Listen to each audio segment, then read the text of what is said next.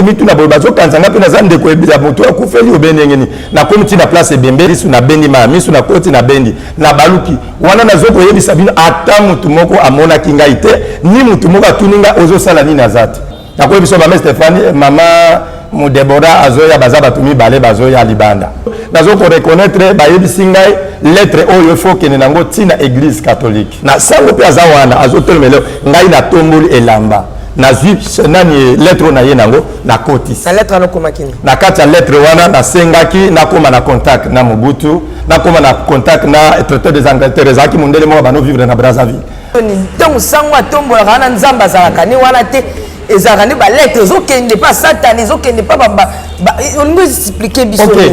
na koti lettre nanga ekei na zu réponse balobi na ngai maintenant aux autres tout mona penza Bakbazo mona ngai sango alobite sango alobi elo côté na côté je ne sais pas ce qui bandimi babana ko mona nga na yebite o babalo ya na dibalu bwe bazo ya na batika panjoko punda batuni mutu na kombo elamba nkoba ndengai kombo babango bana ko bengela ngai yango wana maître elamba nkoba ta 12h na ko kitata pina ngai na 26 mwasi wana na epse longola bilamba nyos akotika la ni nazalaka na cérémonie ko sala 10 minutes te soki atikali ndenge babotaki na zwi miroir na ngai na tie na se ya makolo na ye na beti prière soki na beti prière litanga makila liboso ya mibale ya misato ekwei na longoli yango mbala moko donc zemekei butu pour ça est-ce que vous avez contact na butu so ozwaka bosolo la nini oyebisa yo koma na bana ko sacrifier batu na lolenge nini aja batu nini na bana ko sacrifier tokokoma soki nzamba akopesa biso longa wa tu pas répondre ka oui tango na koti lettre na ngai Mobutu a répondre ngai so na liboso na zaki na ekeko moko wana bayanzi nde bayebi yango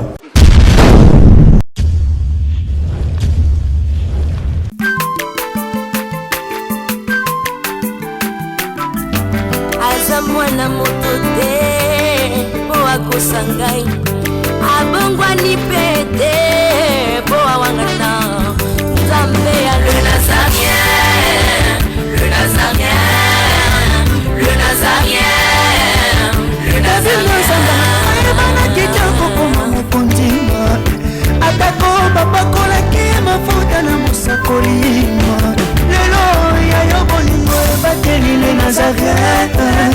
lipamboli oyo monanaka tempeni mama kandelobi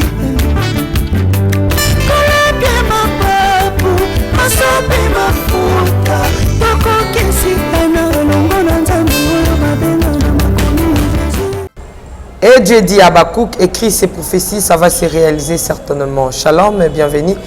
dans les Nazaréens, dans votre chaîne de référence qui nous bénit, qui vous bénit aussi.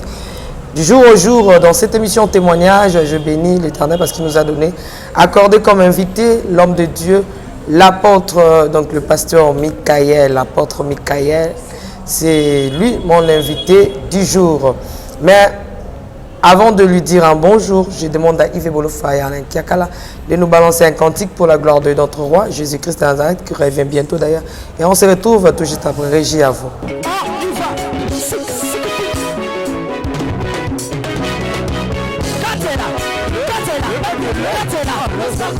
Allez, Katela, Katela,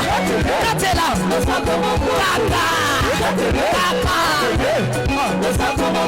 Yambalo ya daba pasteur bakokata. Allez, Katela, Katela, Katela, Katela, Katela, Katela,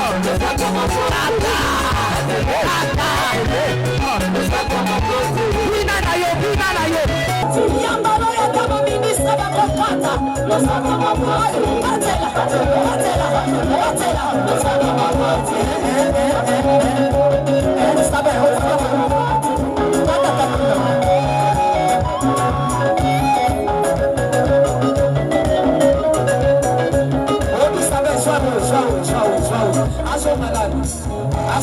Eli. Okay, toka ngola.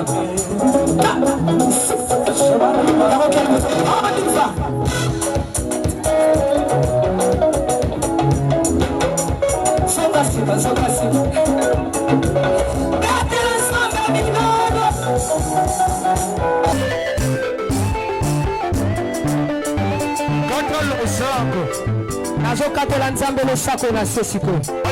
Nazokata le sako siko kuna. Nalingi nakatela nzambe le sako. awa. On y va. Allez, Katela. Allez,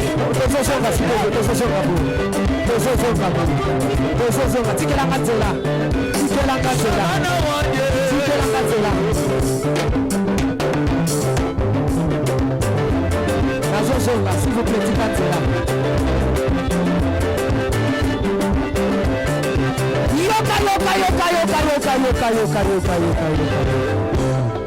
Olingi lipal,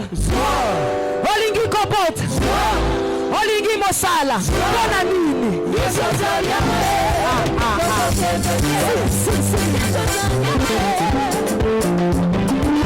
Alors natamboli na ekokoma na veni mangai ezaka na dibalu bora na komi na veni mangai na moni batu bazolela mama moko mwasi place wala auta kobota kufi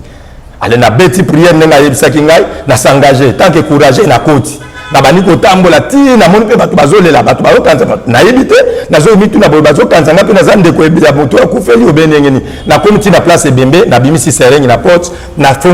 fongoli nini miso ebembe lamba wana na zwi sereng na koti si na lisu na bendi ma miso na koti na bendi na baluki wana na zo ko yebisa bino ata mutu moko amona kingai te ni mutu moko atuninga ozo sala nini azati na bimisi mai wana tina kile nango tangu na komi epai na ye ndi azwi mai ya misu ya ebembe wana atenga na misu kocha atenga mai ya misu wana tangu kaka na za misu ukanga boy na komo mona soki na vane trenda kuboy na zo mona ne batu bazo ya libanda na ko biso mama Stéphanie mama Mudebora azoya baza batu mibale bazo ya libanda soki na vane to boy na ko bisa mutu te to déplacer soki na déplacer na minute wana ko mona ta mususu mutu ga etuti mir kaka na lopango place to vandaki donc na komo mona makamo avant le temps yango comme ça la langue to vandi mokolo mususu nazo ko reconnaître ba yebisi ngai lettre oyo faut que nango tina église catholique omoni tango sango atelimisaka nini ya sense na bango wana tango atelisango likolo soki omoni babani ko beta ba sonnetu wana zala kaka courage ko beta misu boite kende ti place sango azali tombola elamba ya mesa kotisa yango lettre wana ko kende omona ndenge yo kokoma Pardon, na comprendre s'il vous plaît. Le king a fait avant. Na lobi boye. Tangu na bandi. On a moni Ivandi. Il fait poster là. Tangu na moni na komi. On a moni bossala on ndenge moko. Alors tango bon peut-être asa jeune peut-être. Assistant qui na makambo wana. Il faut faire témoignage. Donc on a moni bolobi on nzela moko. On dirait il pas salé là actuellement. Voilà donc. Asa jeune. Alors wana nyo c'est abo jeunesse. Jeunesse ezaka bien mais zape mabe. Sangola akotombola. Alors tango asili sala ba communion wa. Atanze moda de OK. Na kei na beti prière kaka na quatre église ta l'église catholique ya diba d'abord eza na quatre rangées batu ebele mais na longue place nazali ti na ke na liboso ya mesa na sango pe azawana azotelmelo ngai na tomboli elamba na zwi nani lettre na ye nango na koti sa lettre na koma kini na kati ya lettre wana na sengaki na koma na contact na Mobutu na koma na contact na traité des Angleterre ezaki mondele mo bano vivre na Brazzaville azalaki de vivant boye tozobenga même temps Mobutu azalaki de vivant ozobenga parce que ezalaki na balwa mususu avant okota nesika bazosenga yo ordre il faut d'abord poster na votre président c'est lui qui va vous donner l'accès pour kota na site wana donc ndenge tozali apona kota Nazarien il faut na mona mama Stéphanie soko moni était atosali ndenge nini message ya koleka te donc au kotisi alors na kotisi lettre kei l'église ba moni te ba moni ngaite c'est grave pardon koleka nga faire na témoignage ya mama Deborah na otikela epo et ça la claire mais yo pardon koleka nga faire te tuna mutuna mama na ko répondre yo exception ni donc sangwa tombola kana nzamba zalaka ni wana te ezarani ba lettre ezokende pas Satan ezokende pas on nous expliquer biso. OK mama Stéphanie ngai mutu oya lakisaki nga pesa kinga imagi ayebisanga omoni moment moko ya grave moment ya déplacement oyo ezalaka na kati ya culte ya catholique moment moko très profond na lolenge ya spiritualité na bango ndenge bakotaka oyo basango basala ba déplacement oyo sango akoki komona tout le monde na église oyo akoki ko dictater vie ya mutu nyonso na église ezaka moment oyo atelimisaka nini wana babenga ngo nini nazasu non c'est pas communion oyo ya bon il y a 20 wana oyo batiaka coupe wana OK merci oyo batonisaka coupe wana ezaka moment oyo kapenza déplacement ça na moment wana soki on se contacter na monde nini tozalaki na ba magie na biso nini tobana osalela oyo bato bazoyi bango 200 kara wana tozalaki na facilité ya ko poster na moment wana na koti lettre nanga ekei nazwi réponse balobi na ngai maintenant ozana tu vas mona yo penza bato bazomona ngai sango alobi te sango alobi eloko te na koti je ne sais pas soki bandimi babandaki komona ngai nayebi te me ngai nazoya liboso ya sango nazomona mpe misu na ngai na ye nakobeta misu boye te nde nazokende ntina tombo lettre na ngai nakotisi nakotisi lettre na ngai eye mpe kopesa ngai réponse lobi nango na kati ya cercueil na ngai mpo wana kokoma yango nde namoni lettre e répondre ngai olobi maintenant oza na accès ya kosala badéplacement soit lolenge ya badéplacement baprière wa nyonso na bandi koévolue na évolue ntina ye koyokola mpe catch nazoyekola catch nakutani na maître na ngai moko aza na bandundu kuna oyo na banda kobanga mpenza makasi nayebisa maître omonaka nde naosala boye il faut nazala litere na yo ndenge nazosimbilo bakisi parce que ezalaki ntango groupe ya bakatiere bazoya Kinshasa soki bakatiere bazoya Kinshasa bazolanda ngai oyo babanoya na dibalu bwe bazoya na bachikapa njoko punda batuni mutu na kombo elamba nkoba nde ngai kombo babango banda kobengela ngai yango wana maître elamba nkoba pardon papa okomana komba mutu oyo apesaki yo nakokomela yo kose déranger te nakomona te nakobosana te et puis nakomba mutu oyo maître banda obanga alors tango nayebisi maître nana posa opesa nga robot nakoko yibela yo mwa biloko na ndako mwa quantité ya biloko nakepe na bukele biloko na boutique nazaka na posa opesa nga robot yebisi nga savait eza problème te mpo na pesa robot il faut yela ngai eloko oyo oyela ngai boye apesi nga mwa badetail yela ngai 6 bougies rouges babougie rouge ya minene yela ngai 2 bouteilles ya parfum nani au charabia yela ngai 2 papiers duplicateur yela ngai ntaba ya mobali ntaba mobali oyelanga ntaba mobali mais na place ya ntaba mobali soki oza nango te oyelinga mbongo na valeur ya ntaba mobali wana oyelinga mpe dra ya pembe nake mpe nasali makasi nazalaki na ntaba te nazwi dra ya pembe na magasin na yibi nazwi mpe mbongo nake napesi ye alo avandisa ngai na kati ya jante ya mutuka na kati ya jante ya mutuka akati na motu na ngai 112 nzoloko na motu oyo kaka akati sadu donc makila ndenge ezokita ngai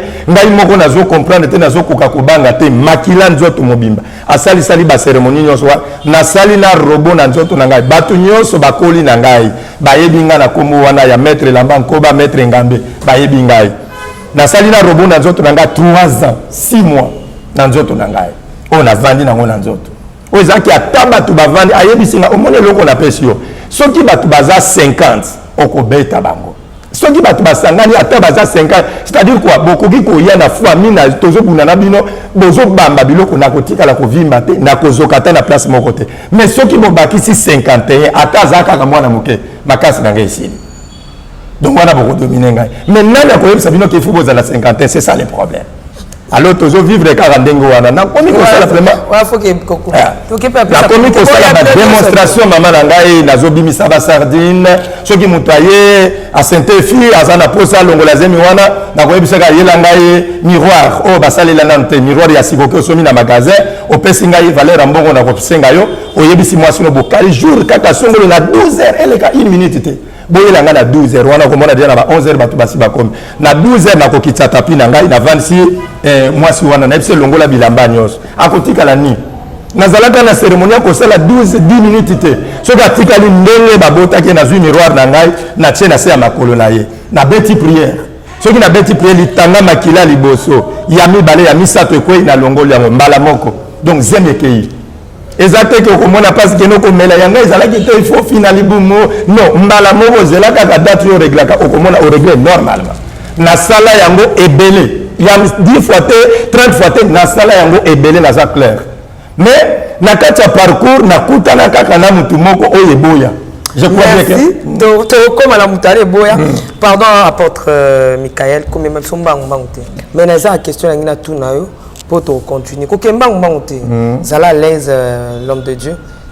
kolobi ozwa ki lettre côté ici pour soit contact yo na Mobutu pourquoi ozwa contact yo na Mobutu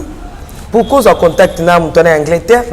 pourquoi ozwa contact parce que ozalaka na poso ozwa makasi mais okomena ba contact na Mobutu pour ça est-ce que ozwaka pe contact na Mobutu so ozwaka bosolo la oui nazwaka lorsque maître Jado nazotanga wana magicien na yebisaki wana ye wana maître Jado tango afungola nga miso ayebisenga omoni na monde ya magie moto amataka na courage ne moko il faut bana mena ko luka ndenga ko se poster na lolenge nyonso po obana komata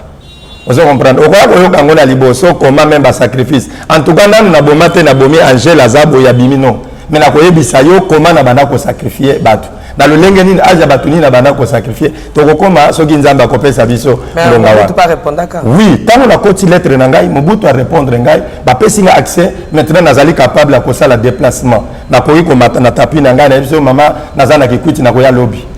na koma ko sala déplacement wana do oche sani ya mai botie répondre ki nini oui donc c'est à dire quoi ezali poste ezate ke bokozwa ta masolo epa na ye ebele ezali ka juste au sali lettre wana monsieur le représentant ya monde nani o na biso ndenge to banda ko benga ndo sankara moi je suis tel au présenter kombo na yo je vais maintenant que na koma na facilité ya ko se câbler na mboka songolo ko solala moto songolo traité de l'Angleterre abana ko vana na Brazzaville nazana posa na bana ko solana ye mais pour la carte sa frontière ya mboka na ngai basenga ki fu ordre na yo c'est pourquoi je viens auprès de toi étant que le représentant ce que ko pesa nga accès ba yebisinga à se répondre maintenant vous êtes autorisé pointre oui à part un boswana sur mon non ezali soki ozana difficulté mosusu oza difficulté mosusu obengi monsieur le représentant voici je suis bloqué na esika songolo je vois maintenant il y a une planète noire ou bien une planète rouge tandis que bisika bato babondelaka bisika mosusu epesaka ozomona ngo lokola bapelisi moto bakoni eza la mesure bo mais si autant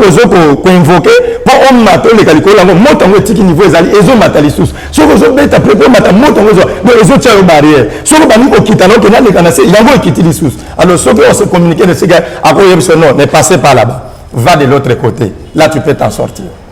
ozomondo e bando za na lolengo juste ba orientation soko za blo basi oyo banda ko longola ba makila wana obanda otinda yango wapi po anosana OK force na biso nde zalaki wana nazalaki na ko l'action na liboso nazalaki na ekeko moko wana bayanzi nde bayebi yango na olia bakiti na bamesa atanya ukondoko namona yo nachayo na mwamba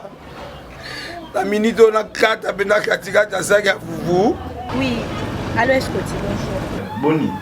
Et l'autre côté, et puis qu'il y a mon bureau à travailler tes micros. Donc, dès que tu as un galère à niveau 0. Tout ça là, oui. Moi, je suis un bon vraiment mingité. Mais je suis un bino, moi, je suis un agence Nazareta. Sarita qui dit sérieux. Oh.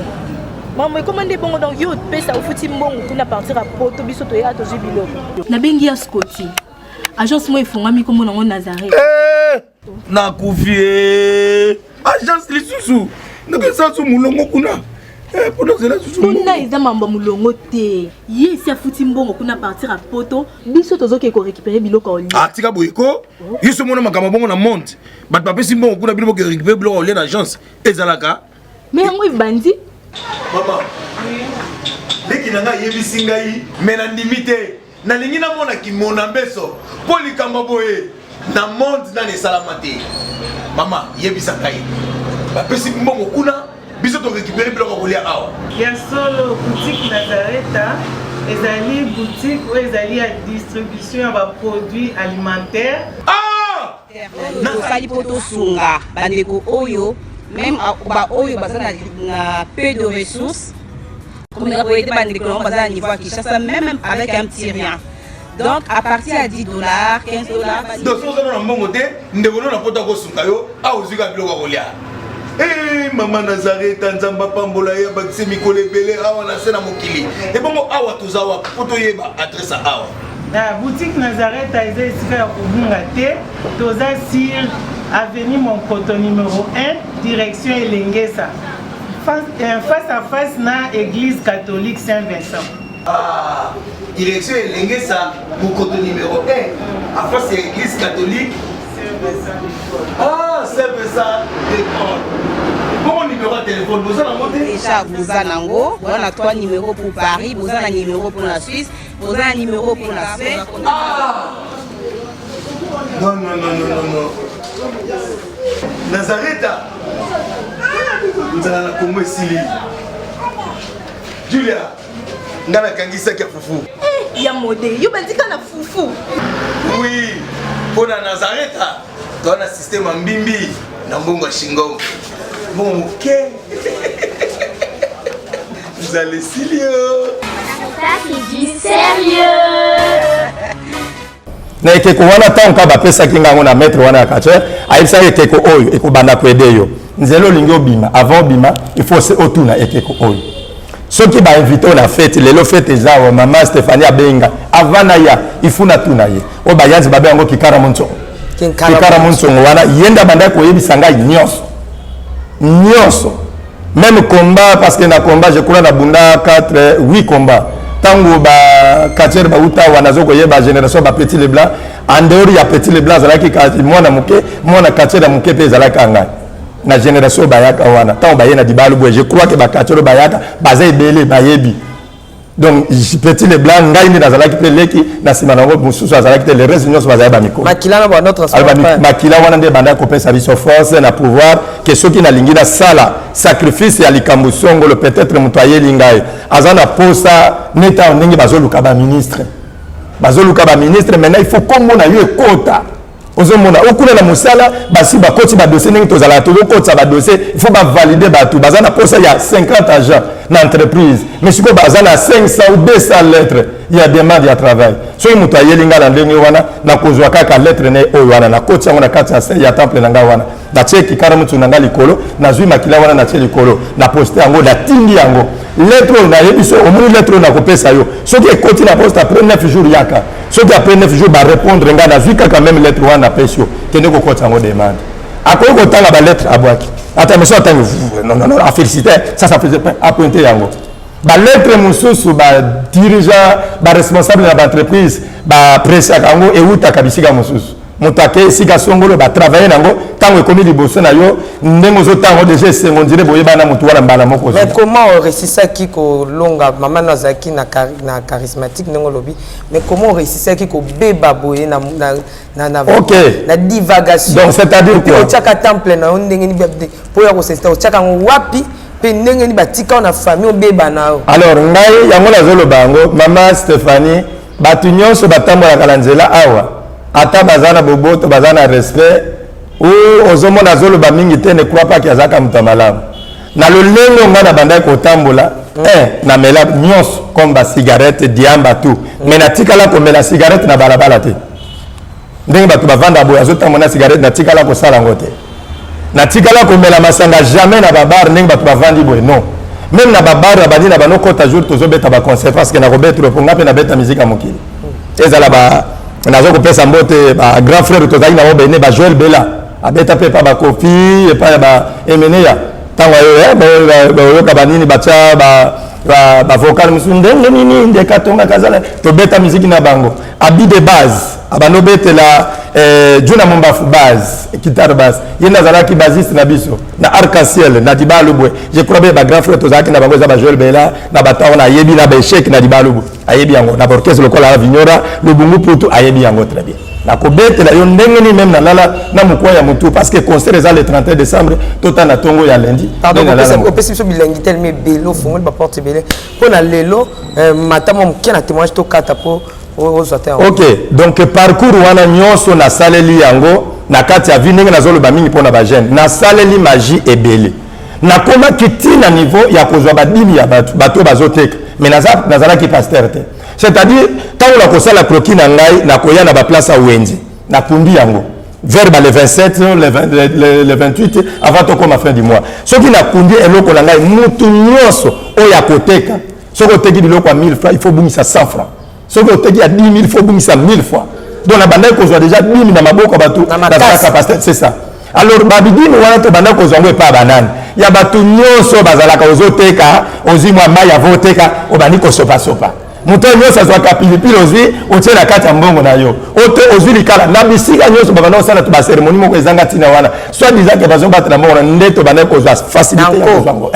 soki na kutika otie mo ba pilipili na ye na zwi bonga mona ndako na banolia ya pilipili na wapi na zwi mbongo na yo 10% lokola dim parce que tant déjà komi kondimela ba pratique na biso ba cérémonie na biso c'est koza mondimi na biso toza obligation ya kozwa pe dim nde batu to bana kozela ba dim na ngba to ndenge wa. Merci pour la mokola lelo apôtre Tosukiawa Tosuki bisika wapi okomi na temple ko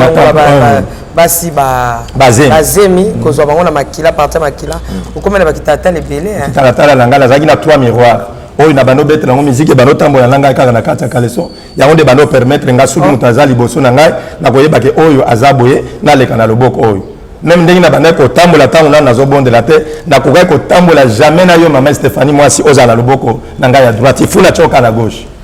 donc loi na ngai ezalaki ndenge wana moko ya ba loi ya makasi donc okoki jamais kotia moi si na loboko à droite soki yo leki na droite na ngai omona kana sali manœuvre nazongi kuna soki to tambola même place embouteillage ya batu yo leki na droite na kosala donc mutu nyonso nazo tambola na soko za moi il faut zaka na gauche. Mais est-ce que baki tata basi bando ye là c'est combien na ebele nazalaki na 3 kitala te o bat bando ye basi bando ya kuna longa oui nezalaki ebele soki na travail ndenge wana ezemi ki déjà malamu na poster parce que pas ya mutu oyo na bimisa ezemi na ndenge wana yo des fois ezali sacrifice nga na saleli et pas na yo soki okomi na moment ya règle il faut na ndako na bino batu nyonso baye ya omona batu mosusu soki azo régler il faut alela il faut abela libume ko soit et pe makila il faut bimaka ka ebele makila wana nyonso zo ko edenga ipola sina sungi yo pe makila wana pe il faut bana ko edenga alors miroir no il faut etikala na kati ya temple na ngaka na komi ko contrôler to suka na ba miroir o ya ba contrôle to continuer le c'était juste l'introduction l'homme de Dieu le numéro de téléphone pe numéro de la femme malheureusement téléphone nan ba uti ko yiba ba uti nga ko yiba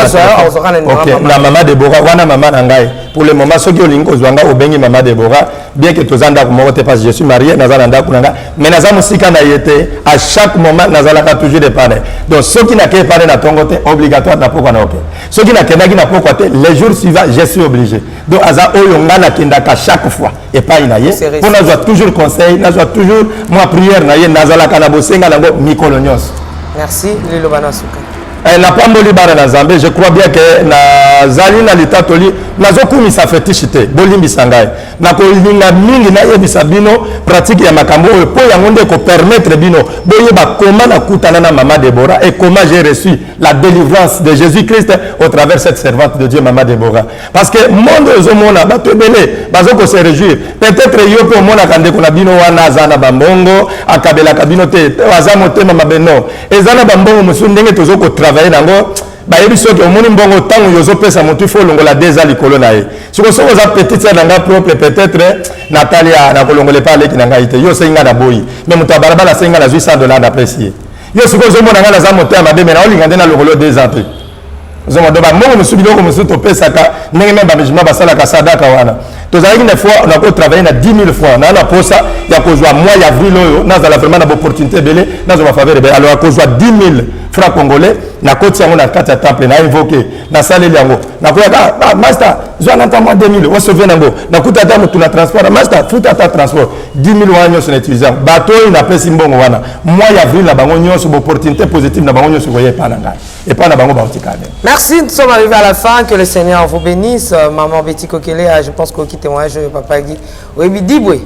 Ezali Balagi Diboué. Dibaya Luboué. Ezali juste na Kasai, soko tiki fleuve aux rivière Kasai avant comme Ilebo. Tozana Dibaya Luboué, déplace biso ngai na koleli. Donc ngai na koleli na Dibaya Luboué, Ilebo, Njoko Punda, Chikap. Vie na nganyo stindenge nazalaki plongeur bisika wapi na kutanaki na Jésus Christ avant na komona maman Deborah tango na yeko zonga na maboko na ye ba même révélation wana o na monaki nzamba yeko révéler par servante nde na yeko zwa délivrance pas. Merci Yves Bolofa, merci papa Guy Labala bino bata Dibaya Diboué na maman Lolo na biete ma Louise yo bossa na Dibaya Diboué te Njoko Mpunda et bien au bien. Ngezaba Dibaya Diboué Ngezaba Mangai Pango Mapango Kapia Kibwadu bambwala Ngezaba bien Ngewanga na ve Ngezaba. Merci beaucoup maman Furata bu munga kubariki sana nzamba pambola bino cha cha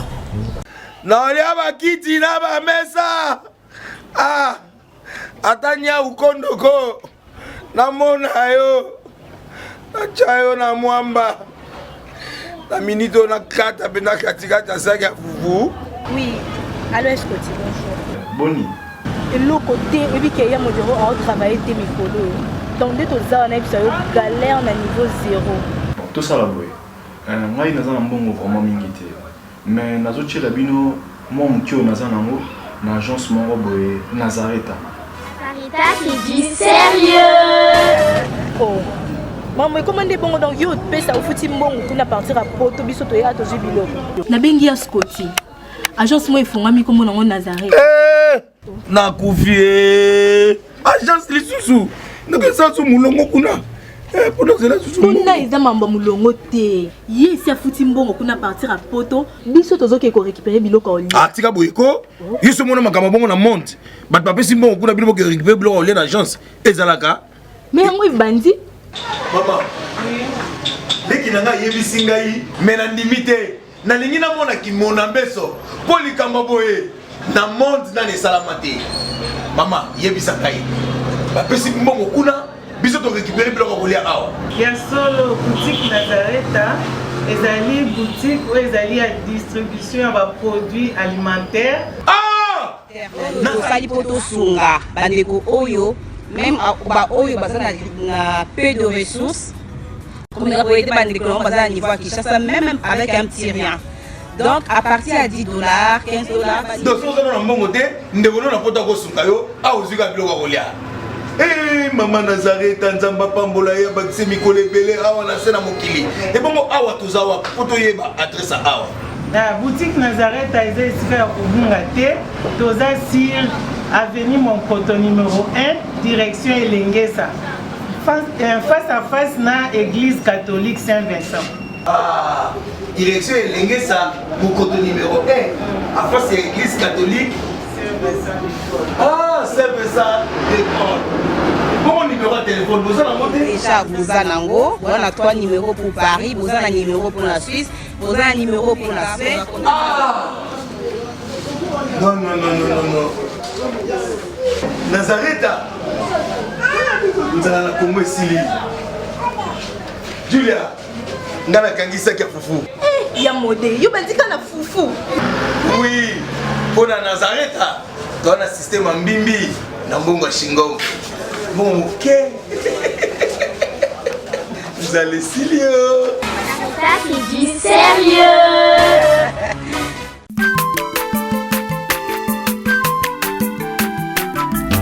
aza mwana moto te po akosa ngai abongwani pe te po awangana nzambe alo nazarien